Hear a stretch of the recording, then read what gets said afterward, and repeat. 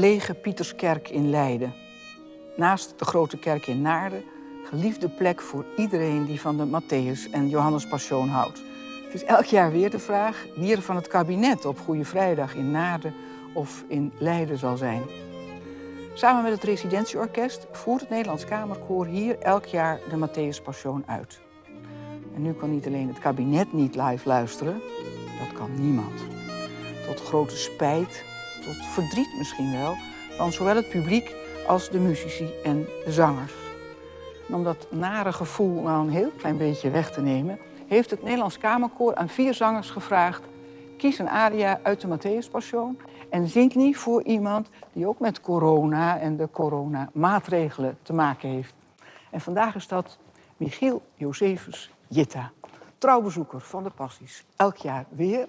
En Eline Welle van het Nederlands Kamerkoor gaat zingen. Je bent alt. Eline zingt speciaal voor u. Nou ja, ik mag wel meeluisteren en u thuis natuurlijk ook. En Eline wordt begeleid door Gerard de Wit op het kistorgel. En bij deze aria zo essentieel door Liedewij van der Voort viool. Eline Welle met Erbarme dich uit de Matthäus Passion van Bach. Ga je gang.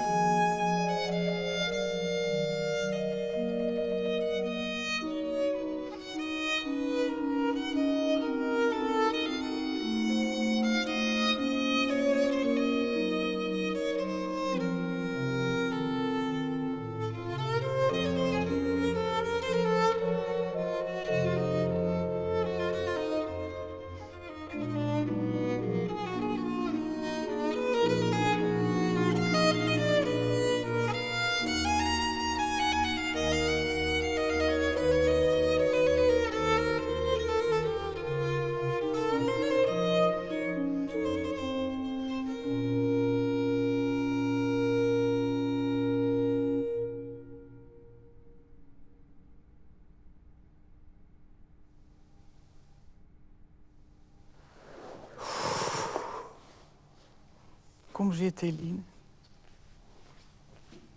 Tutoyeren vind je het fijnst? Wat je wilt.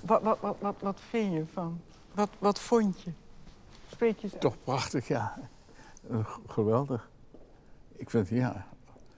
een groot gemis wat ik afgelopen jaar gehad heb, wordt voor een goede goed gemaakt. In één keer. Die is binnen. Ja. Die is binnen. En ik heb van ooit Rembert de Leeuw, toen hem gevraagd werd, wat voor compact disc en wat voor platen heb jij allemaal thuis? Toen zei hij, geen één. Voor mij is muziek alleen maar live muziek. En toen dacht ik nog een klein beetje, wat onzin. Maar langzaam maar zeker ben ik hem gelijk gaan geven. En ik vind eigenlijk ook dat muziek alleen maar live is. En dat is dus voor mij nu weer voor het eerst sinds lange maanden dat ik überhaupt iets van Bach op deze manier hoor. Ja. Fantastisch. En wat zegt de aria, Barmen, de tekst, de muziek? Wat zegt het? Ik ben niet godsdienstig, hoewel ik een katholieke moeder had en een enigszins katholieke opvoeding heb gehad. Maar ik ben niet godsdienstig. Maar het verhaal van de Matthäus Passion vind ik geweldig. Prachtig. Wat zegt de aria jou, Eline? Erbarme dich.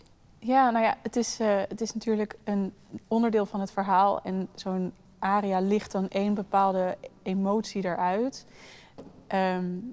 En wat ik wel heel bijzonder vind, is dat de tekst gaat natuurlijk heel erg over spijt.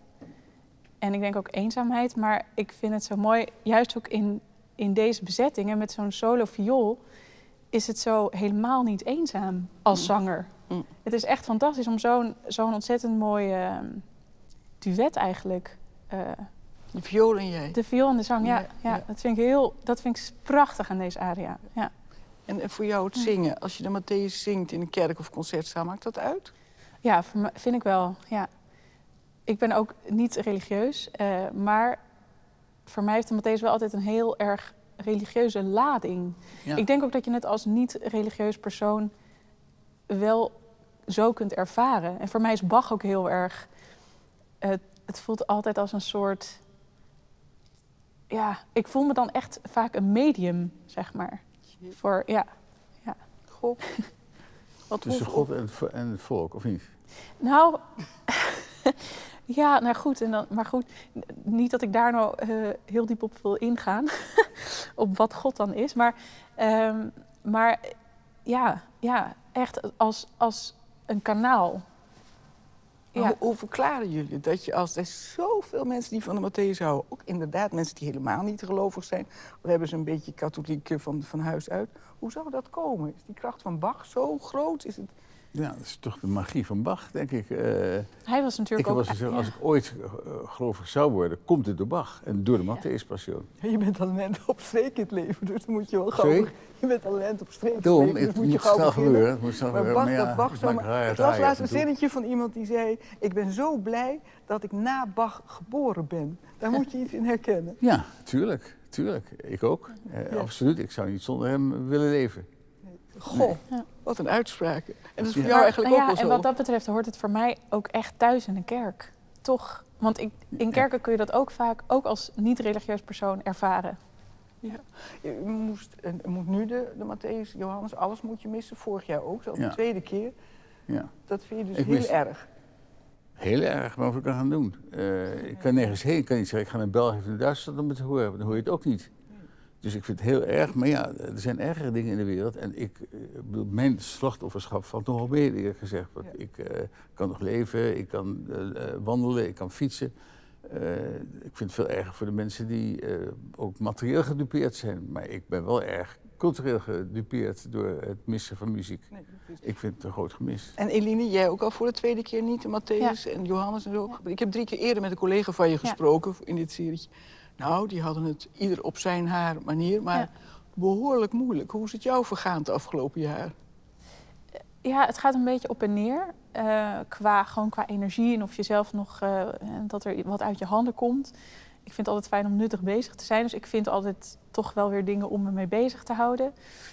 Gelukkig waren er in het najaar wel een aantal projecten die ik kon doen. Maar ja, dan is het ook zo zuur als het dan zit je in een project en dan wordt het halverwege de voorstellingen wordt het toch nog afgelast. nou ja, ik heb zelf corona gehad in december. Zo. Ja, kon ik ook 2 projecten toch niet meedoen. Goh. Dus Je zegt het even met zo'n klein zinnetje, maar ik bedoel dus allemaal met je longen zijn jouw materiaal. Heel spannend. Ik kan helemaal niks. Ja. Hoe Nou gaat ja, het? ik heb het gevoel dat het wel weer oké is. Ik ben nog steeds een beetje stamina aan het opbouwen. Wat natuurlijk lastig is ook als je verder geen repetities en concerten kunt doen. Maar wat ik merk vooral is dat het studeren zonder dat je ergens naartoe werkt, dat is frustrerend gewoon op een gegeven moment. Dus nou, dit was prachtig en elke keer als er dan weer iets is, dan ga je er weer vol in en dat geeft dan enorm. Maar ik denk dat het zou zo fijn zijn om een enig idee te hebben van wanneer het weer een beetje verder kan. Gewoon zeker niet op de normale tour meteen gaan, maar iets van perspectief. Dat zou erg helpen. Je bent een trouw concertganger, passieganger, je hebt concerten. Cultureel leven mis je zoveel. Maar hoe vul je het? Luister je meer cd's? Nee, ga je van die dus ook live niet. streamen? Doe je het ook niet? Zelfs streaming heb ik niet gehoord. Omdat ik eigenlijk het een beetje dat fysieke mis. Gewoon, ik wil ook op concerten vraag ik ook een Nederlands Kamerkoor of ik relatief dichtbij de muzici mag zitten. Dus op een rij 10. En ik heb zelfs 1 keer in Taipei tussen de muzici gezeten. Dat was fantastisch. Ja. Bij de oefening weliswaar. Ja. Omdat ik wil de interactie zien tussen dirigent, tussen muzici onderling. En dat hoort er allemaal bij, vind ik. Dus ik vind dat fysieke heel erg belangrijk. En de aanwezigheid dus ook daarbij. Want dat fysieke kun je ook nog een beetje op televisie zien. Maar dat vind ik niet genoeg. Ik vind dat is allemaal afstandelijk. En dan neig ik ook om even een glas wijn te gaan halen en zo. Ik kan niet helemaal blijven zitten. Dat vind ik gewoon, daar is niet genoeg muziek voor. Passieverhaal gaat over lijden, maar ook over hoop. Ja. Toekomst. Hoe hoopvol ben jij? Je zegt, ik wil perspectief. Ik ben ontzettend hoopvol. Kijk. Dat is ook echt de reden dat ik nog niet een ander vak ben gaan leren. Ik probeer een beetje zo in vorm te blijven. En gewoon als het weer kan, dan gaan we er gewoon weer vol tegenaan. Oké. Laten we afspreken dat wij elkaar in ieder geval volgend jaar, ik hoop eerder hier in een kerk of in een concert, zullen wij een passie zien. Zullen we dat afspreken? Ja, graag. Hoop ik eerder. En dan vertel ik, dit was de laatste uit een klein serietje, 4 afleveringen. Ontmoetingen van zangers van het Nederlands Kamerkoor met mensen die direct corona en de coronamaatregelen aan den lijve ondervinden. Niet eens ondervonden. De verpleegkundigen en de studenten en de manager van het restaurant en de concertganger die niet naar concerten kan. Ik kan u verzekeren, nou Eline zei het net ook weer, het is voor alle muzici en zangers echt een hard gelach. En ze hebben wel verteld dat het een klein beetje hielp, dat zei jij nu gelukkig ook Eline, om voor deze gelegenheden weer te kunnen repeteren. Het heeft het een beetje verzacht en gelukkig heeft het de verpleegkundige, die harder moet werken dan ooit, en de restaurantmanager, die het werk onmogelijk wordt gemaakt, ook goed gedaan. Dus, en ik hoop u ook. Tot ziens. Dank jullie wel. Dank je wel.